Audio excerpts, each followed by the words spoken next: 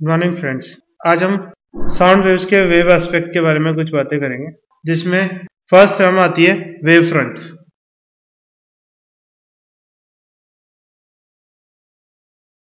सबसे पहली बात, what is wave front? Wave front की डेफिनेशन अगर हम बोलें तो it is locus of all the particles of medium oscillating in the same phase is called wave front. अब सबसे पहली चीज इसके अंदर कि फेज का मतलब क्या होगा।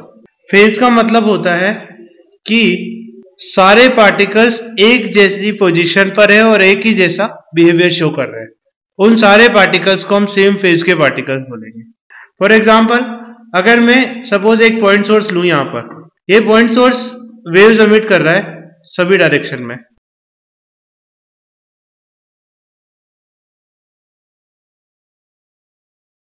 तो अगर मैं इस पॉइंट को और इस पॉइंट को लूं तो ये सारे सेम फेज के पॉइंट्स कहलाएंगे। अगर मैं इनको मिलाऊं तो एक सर्किल ड्रॉ होगा। इस सर्किल को हम वेव फ्रंट बोलेंगे। मतलब वेव फ्रंट सेम फेज वाले सारे पॉइंट्स के मिलाने वाला एक सरफेस होगी। यहां पर क्योंकि ये एक 2D पिक्चर है इसलिए यहां पर सर्कुलर दिख रहा है, बट एक्चुअली ये पॉइंट सोर्स अंदर और बाहर भी वेव्स एमिट कर रहा होगा। अगर मैं ऐसी सभी वेव्स को सेम फेज के पॉइंट्स को मिलाऊं तो मुझे एक स्फीयर ऑब्टेन होगा।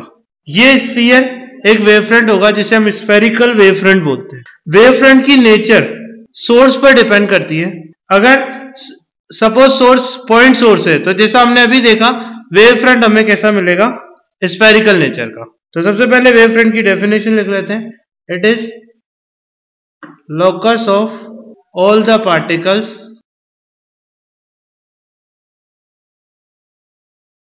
of medium oscillating in the same phase is called wave front.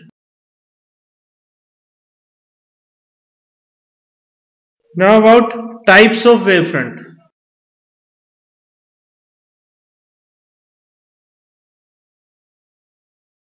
Depending upon the source and nature of wavefront, we divide wavefront in three categories. First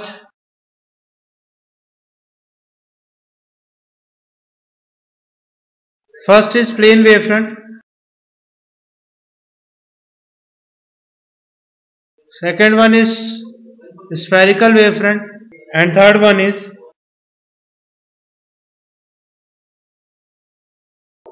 cylindrical wavefront. जैसा कि हमने अभी देखा, अगर पॉइंट सोर्स है तो हमें कौन सा वेवफ्रंट मिल रहा है, स्फेरिकल वेवफ्रंट। सिमिलरली अगर मैं लाइन सोर्स लूं तो इस लाइन सोर्स से इधर और इधर दोनों साइड में वेव्स निकलेंगी। इन वेव्स को जब आप एनवेलप करोगे दोनों साइड की जगह बल्कि आगे और पीछे भी निकल रही है, तो इन वेव्स को अगर आप सारी वेव्स को एनवेलप करोगे तो आपको एक सिलेंड्रिकल सरफेस मिलेगी। और जैसे जैसे टाइम बढ़ेगा ये सिलेंडर बड़ा होता चला जाएगा। तो इस तरह से हमें सिलेंड्रिकल वेवफ्रंट मिलेगा फॉर लाइन सोर्स। अगर पॉइंट सोर्स है तो स्फेरिकल, लाइन सोर्स है तो सिलेंड्रिकल वेवफ्रंट। अब प्लेन वेवफ्रंट कैसे मिलेगा? तो इसके लिए पहली चीज ये कि रेज मस्ट बी पैरेलल। अब पैरेलल रेज कैसे आएंगी? इसके लिए पॉइंट सोर्स और लाइन सोर्स दोनों हो सकते हैं, बट कंडीशन इज दैट ये पॉइंट सोर्स और लाइन सोर्स हमसे बहुत डिस्टेंस पर होने चाहिए। अगर डिस्टेंस पे हो कोई भी सोर्स तो उससे जो रेज आती है वो अप्रोक्सीमेटली पैरेलल होती है, और पैरेलल रेज का जो वेवफ्रंट फॉर्म होता है that is basically plane wavefront. तो सोर्स अगर बहुत दूर है तो जो वेवफ्रंट हमें मिलेगा दैट इज प्लेन वेवफ्रंट। यहां मैं आपको एक चीज बता देता हूं कि जो प्रैक्टिकल लैब में अगर हमें प्लेन वेवफ्रंट ऑब्टेन करना होता है तो हम कॉन्वेक्स लेंस के कॉन्वेक्स लेंस के फोकस पर सोर्स को रख देते हैं। उससे जो ऑब्टेन होता है रेज वो आफ्टर रिफ्रैक्शन पैरेलल हो जाती है, इसलिए उसका वेवफ्रंट जो मिलेगा that will be plane wavefront. Now next come to what happen when two or more waves gives energy to a particle simultaneously. इसे हम बोलते हैं superposition principle, superposition of two or more waves.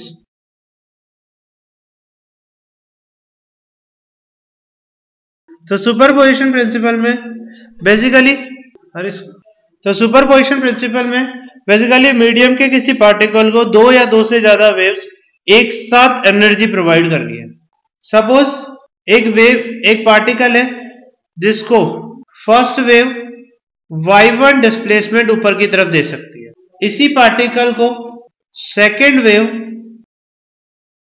y2 displacement ऊपर की तरफ दे सकती है। अगर ये दोनों वेव्स एक साथ आ जाए तो इस पार्टिकल को रिजल्टेंट डिस्प्लेसमेंट जो मिलेगा वो कितना होगा, y1 प्लस y2। लेकिन ये जरूरी नहीं है कि इसका क्रेस्ट और इसका क्रेस्ट एक साथ मिले, से हो सकता है क्रेस्ट और ट्रफ मिल जाए, तो इस केस में रिजल्टेंट डिस्प्लेसमेंट कितना हो जाएगा, y1 माइनस y2। इसका मतलब जो अगर दो या दो से ज्यादा वेव्स एक साथ किसी पार्टिकल को डिस्प्लेसमेंट प्रोवाइड कर रही है तो that y is equal to y1 plus minus y2। इसे वेक्टर फॉर्म में लिखें तो हम केवल प्लस साइन से डिनोट कर सकते हैं y1 vector plus y2 vector, क्योंकि अगर ये अपोजिट होगा तो यहाँ y2 में अपने आप माइनस साइन आ जाएगा। इस प्रिंसिपल को हम सुपरपोजिशन प्रिंसिपल बोलते हैं। इस सुपरपोजिशन प्रिंसिपल का एक स्पेशल केस है जिसको हम बोलते हैं interference of waves.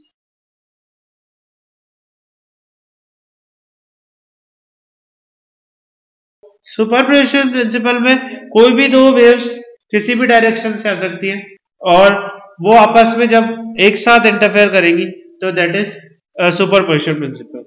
In interference we define when two waves of same wavelength superpose in medium, there results a redistribution of their energies in the form of region of maximum and minimum intensity. This phenomena is known as interference. अगर कोई भी दो waves same wavelength की हो और वो किसी medium पर एक साथ किसी मीडियम के पार्टिकल को एनर्जी दे रही है तो इस फिनोमिना को हम इंटरफेरेंस ऑफ वेव्स बोलते हैं। तो बेसिकली ये भी एक सुपरपोजिशन हो गया दो वेव्स का। इसमें दो तरह के इंटरफेरेंस होते हैं, constructive interference and destructive interference.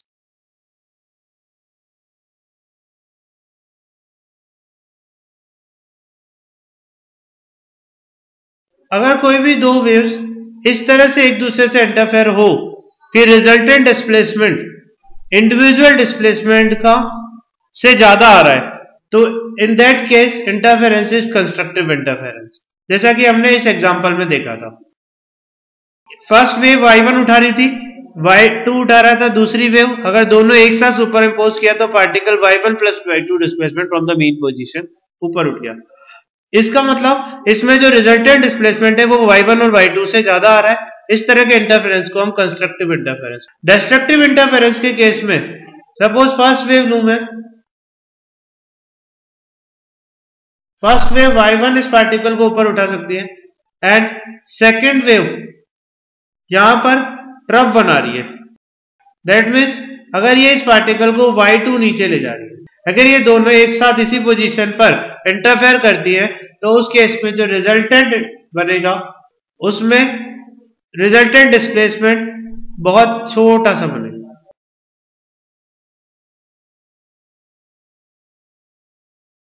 Even it में भी जीरो। अगर y1 और y2 दोनों बराबर हो that y net will be zero, यानी ये पार्टिकल अपनी मीन पोजीशन पर ही बना रहेगा। तो इसमें जो नेट डिस्प्लेसमेंट है वो इंडिविजुअल डिस्प्लेसमेंट से कम आ रहा है, तो इस तरह के इंटरफेरेंस को हम डिस्ट्रक्टिव इंटरफेरेंस बोलते हैं। Next phenomena is beats.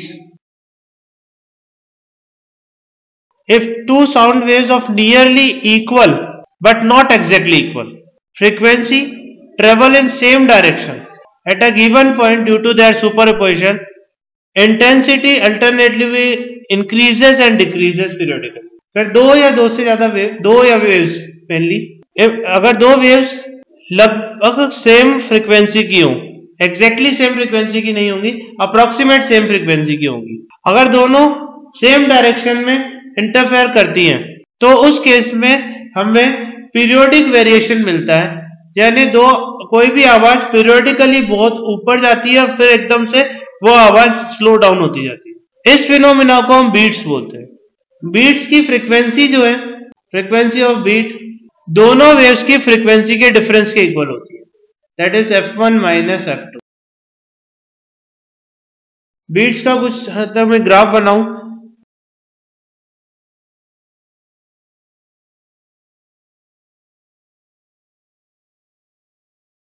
तो जैसे कि आप देख सकते हैं इसमें एम्पलीट्यूड, जो रिजल्टेंट एम्पलीट्यूड है, ये जो एनवलप है that is basically resultant wave.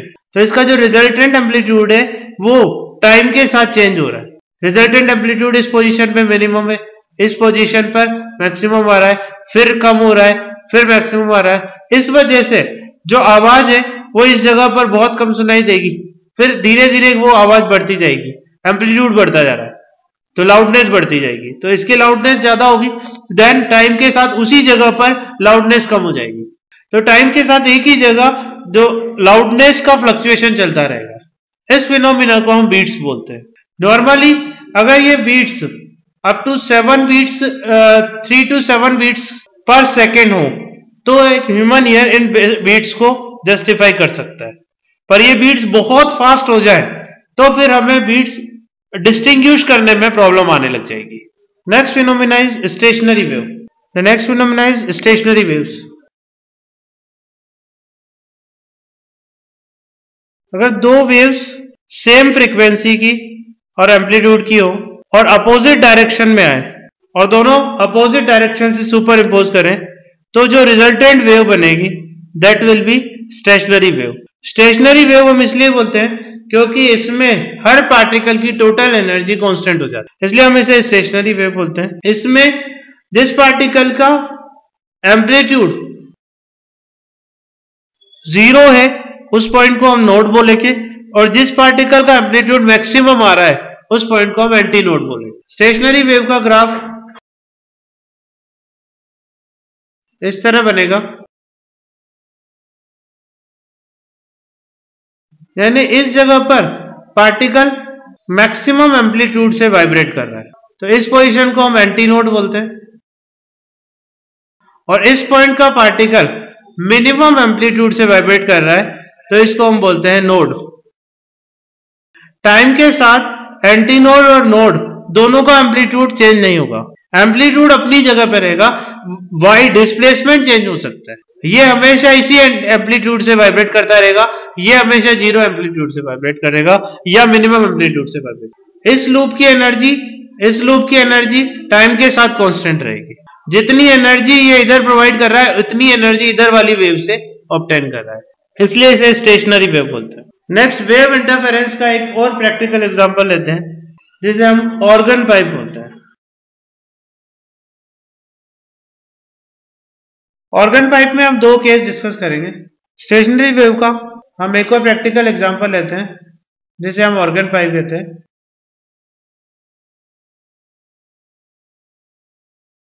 Organ pipe में हम दो केस डिस्कस करेंगे। First case closed organ pipe या closed end organ pipe. Closed end organ pipe का मतलब हो गया एक एंड क्लोज्ड है और एक एंड ओपन टू एटमॉस्फेयर है। And second case is open end organ pipe या open organ pipe. Open end organ pipe का मतलब होगा दोनों एंड्स ओपन है, लाइक फ्लूइड। तो फर्स्ट केस लेते हैं हम क्लोज एंड ऑर्गन पाइप।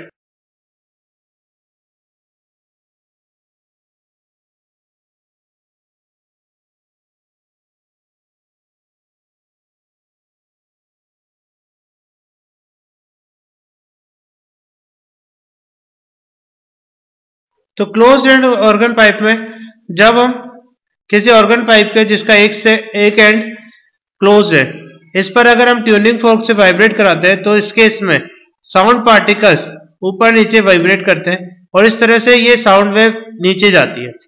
नीचे जाके यहाँ पर रिजिड एंड होता है, रिजिड एंड से टकराकर साउंड वेव वापस आती है। साउंड वेव जो नीचे जा रही थी और जो ऊपर आ रही है इन दोनों का इंटरफेरेंस होता है क्योंकि ये कंटिन्यूअस प्रोसेस चल रहा है।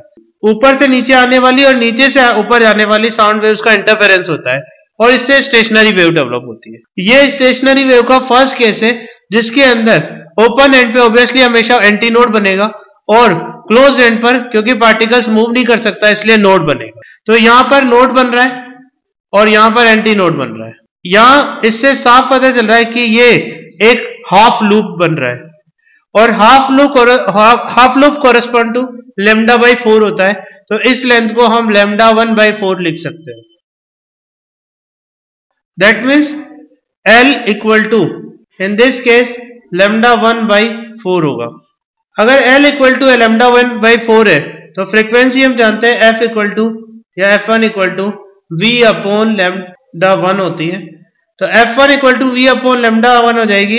इसको V इससे हम देखें तो V अपॉन लेमडा 1 की जगह 4L लिख सकते हैं। That is V upon 4L is first frequency that we can obtain. इस फ्रीक्वेंसी को हम फंडामेंटल फ्रीक्वेंसी या फर्स्ट हार्मोनिक बोलते हैं।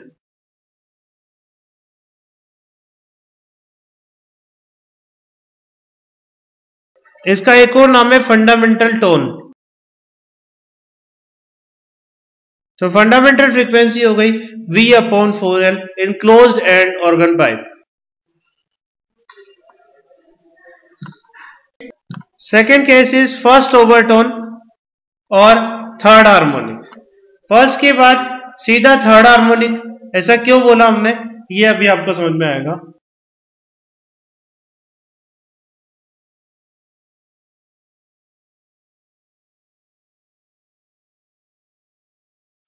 अगर हम इस केस में देखें तो इस पॉइंट पर नोड बन रहा है, यहां एंटी नोड बन रहा है, इस पॉइंट पर अगेन नोड बन रहा है एंड द लास्ट पॉइंट पर एंटी नोड बन रहा है which is open to atmosphere. तो इस सिचुएशन में हम देखें तो ये लेंथ जो कि L थी ये इसमें एक loop and half loop that is 3/2 loop 1.5 loop बन रहा है।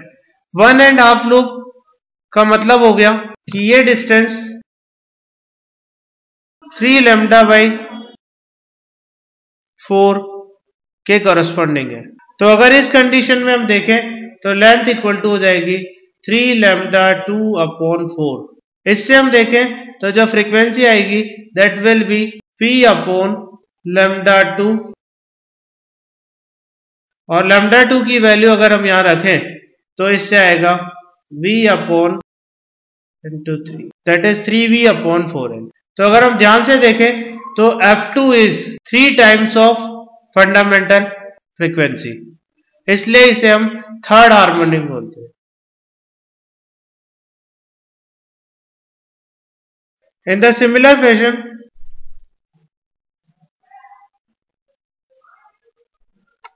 इस थर्ड हार्मोनिक का दूसरा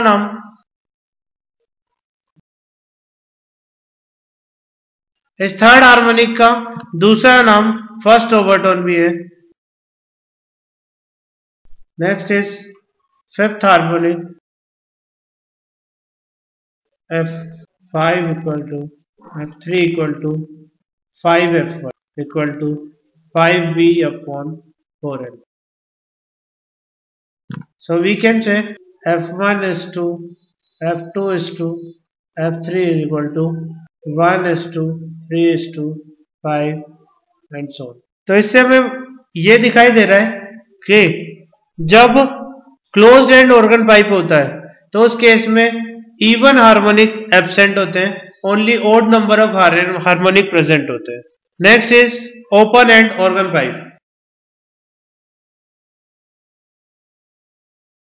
ओपन एंड ऑर्गन पाइप में दोनों एंड्स ओपन होंगे, open to atmosphere. Next is open end organ pipe.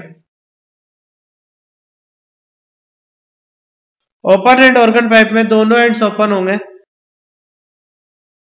तो इसमें फर्स्ट केस है फंडामेंटल टोन और first harmonic.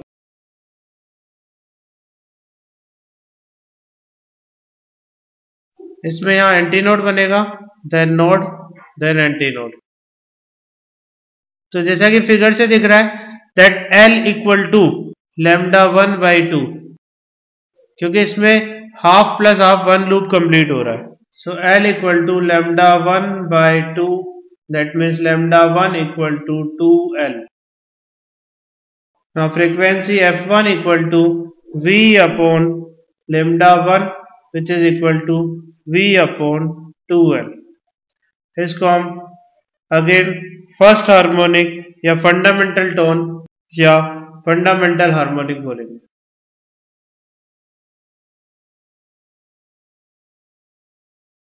Similarly, next harmonic is second harmonic in this case.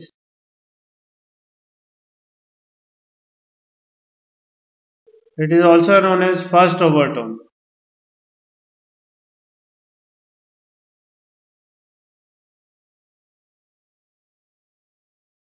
तो इस केस में क्योंकि दोनों एंड्स ओपन है इसलिए दोनों एंड्स पर एंटी नोट बनेंगे और बीच में दो नोट्स बन रहे हैं और एक एंटी नोट बन रहा है। इस केस में एल के लिए देखें तो half loop plus one loop plus half loop that is two loop एक लैम्डा के इक्वल होता है, that means it is lambda 2। So L equal to lambda 2 और we can say lambda 2 equal to L. So frequency will be N2 equal to और F2 equal to V/λ2 और V/L। Symmetricity purpose से आप ये लिख सकते हैं F2 equal to 2V/2L। F1 के साथ अगर हम इसका कंपैरिजन करें तो it will be 2F1। This frequency is first overtone और सेकेंड हार्मोनिक। सिमिलर वे में अगर हम नेक्स्ट हार्मोनिक की बात करें तो वो आएगी थर्ड हार्मोनिक और second overtone.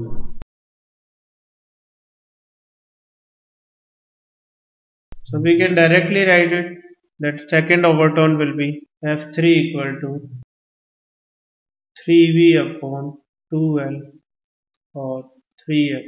So we can say F1 is to F2 is to F3 equal to 1 is to 2 is to 3।